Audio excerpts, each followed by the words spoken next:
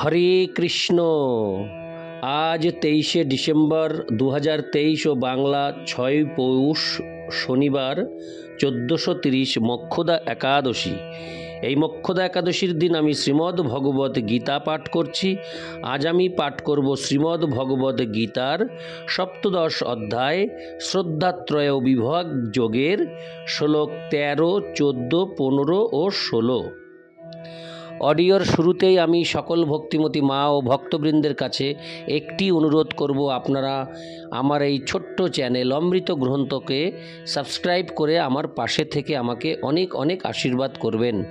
আর অল্প কিছুদিনের মধ্যেই শ্রীমদ্ ভগবত গীতা পাঠ সমাপ্তির পর আমি শ্রী চৈতন্য চৈতামৃত পাঠ করার জন্য যে আশা গ্রহণ করেছি, আপনারা আমাকে সেই আশা পূর্ণ করতে অনেক অনেক সহযোগিতা করবেন। नारायण है नारायण भव भय हरणम नारायण। श्लोक 13। विधिहीन मसृष्टान्न। हरे कृष्ण।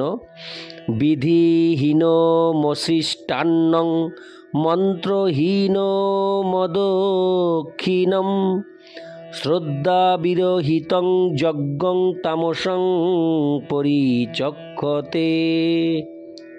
अनुवाद।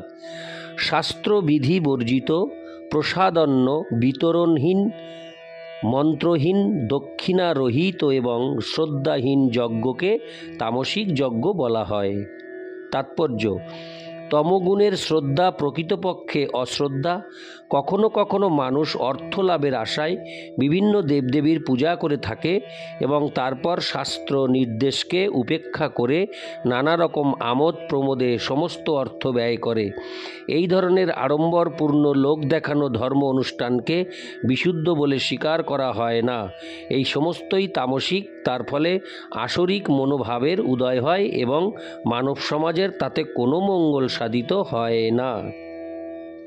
ইতি শ্লোক 13। শ্লোক 14।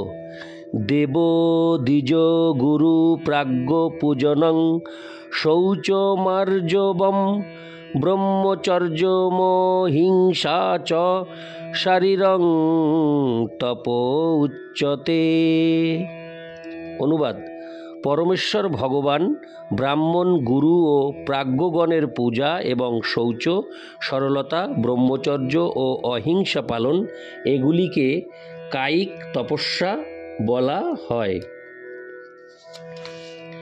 তাৎপর্য: পরমেশ্বর ভগবান এখানে বিভিন্ন ধরনের তপশ্চর্যা ও কৃচ্ছ সাধনের ব্যাখ্যা করেছেন। প্রথমে তিনি কায়িক তপশ্চর্যা ও কৃচ্ছ সাধনের কথা বলেছেন।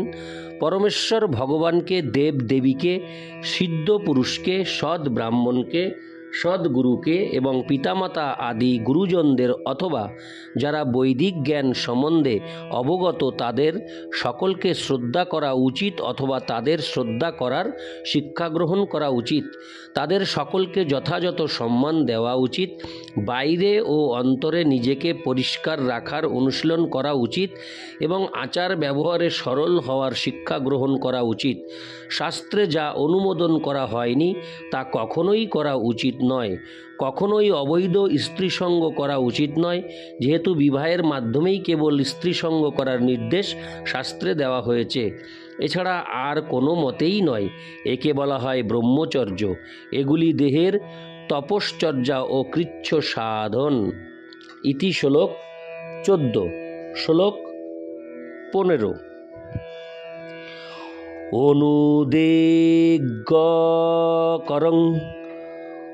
অনুদেগকরং বাক্যং সত্যং প্রিয় হিতং চ যৎ সাধ্যায়াভূষণং চৈব ব্যঙ্গয়ং তপ উচ্যতে। অনুবাদ। অনুদ্বেগকর, সত্য অত্যন্ত প্রিয় অথচ হিতকর বাক্য বলা এবং বৈদিক শাস্ত্র পাঠ করাকে বাচিক তপস্যা বলা হয়। তাৎপর্য, এমনভাবে কোনো কথা বলা উচিত নয় যার ফলে অন্যদের মন বিক্ষুব্ধ হতে পারে। অবশ্যই শিক্ষক তার ছাত্রদের শিক্ষাদান করবার জন্য সত্য কথা বলতে পারেন, কিন্তু যারা তার শিষ্য নয় এমন কাউকে যদি বিক্ষুব্ধ করে তোলে তাহলে সেখানে তার কথা বলা উচিত নয়। এটি বাক্যের বেগ দমন করার তপশ্চর্যা। এছাড়া অর্থহীন প্রজল্প করাও উচিত নয়। ভক্তমণ্ডলীতে যখন কথা বলা হয় তখন তা যেন শাস্ত্র প্রমাণের ভিত্তিতে প্রতিষ্ঠিত থাকে। যে কথা বলা হচ্ছে তার যথার্থতা প্রতিপন্ন করার জন্য তৎক্ষণাৎ শাস্ত্র প্রমাণের উল্লেখ করা উচিত। যুগপৎভাবে ওই ধরনের আলোচনা অন্যের কাছে শ্রুতিমধুর হওয়া উচিত। এই ধরনের আলোচনার মাধ্যমে পরম মঙ্গল লাভ হতে পারে এবং মানব সমাজের উন্নতি সাধিত হতে পারে। বৈদিক সাহিত্যের অনন্ত ভাণ্ডার রয়েছে এবং সেগুলি পাঠ করা উচিত। একেই বলা হয় বাচোবেগের তপশ্চর্যা। ইতি শ্লোক 15। শ্লোক 16। মনোপ্রসাদ সৌম্যত্বং মনোমাত্মবিনিগ্রহ ভাব সংশুদ্ধিরিতে তৎ তপোমানসমুচ্যতে। অনুবাদ: চিত্তের প্রসন্নতা, অকপটতা, মৌনতা, আত্মসংযম এবং সত্তার পবিত্রকরণ, এগুলিকে মানসিক তপস্যা বলা হয়। তাৎপর্য: মানসিক তপশ্চর্যা হচ্ছে সব রকমের ইন্দ্রিয় সুখ ভোগ থেকে মনকে মুক্ত করা। মনকে এমনভাবে শিক্ষা দিতে হবে যাতে সে সর্বক্ষণ মানুষের মঙ্গলের চিন্তায় মগ্ন থাকে। মনের শ্রেষ্ঠ শিক্ষা হচ্ছে চিন্তামগ্নতা। কৃষ্ণ ভক্তি থেকে কখনোই বিচ্যুত হওয়া উচিত নয় এবং সর্বদাই ইন্দ্রিয় সুখ ভোগ পরিত্যাগ করা উচিত। স্বভাবকে নির্মল করে গড়ে তোলার উপায় কৃষ্ণ ভাবনাময় হওয়া। চিত্তের প্রসন্নতা তখনই লাভ করা যায় যখন মনকে সমস্ত ইন্দ্রিয় উপভোগের চিন্তা থেকে দূরে সরিয়ে রাখা যায়। আমরা যত বেশি ইন্দ্রিয় সুখভোগের চিন্তা করি মন ততই বিচলিত হয়ে ওঠে। বর্তমান যুগে আমরা ইন্দ্রিয় সুখভোগের জন্য নানাভাবে মনকে অনর্থক নিযুক্ত করি এবং তাই মানসিক শান্তির কোনো সম্ভাবনা থাকে না। মানসিক শান্তি লাভের শ্রেষ্ঠ উপায় হচ্ছে মহাভারত ও পুরাণ আদি বৈদিক শাস্ত্রে মনকে নিবদ্ধ করা, যা নানা রকম মনোরম কাহিনীতে পরিপূর্ণ। এই জ্ঞানের সহায়তা লাভ করে মানুষ পবিত্র হতে পারে। মন যেন সব রকমের কপটতা থেকে মুক্ত থাকে এবং সকলের মঙ্গল কামনা করে।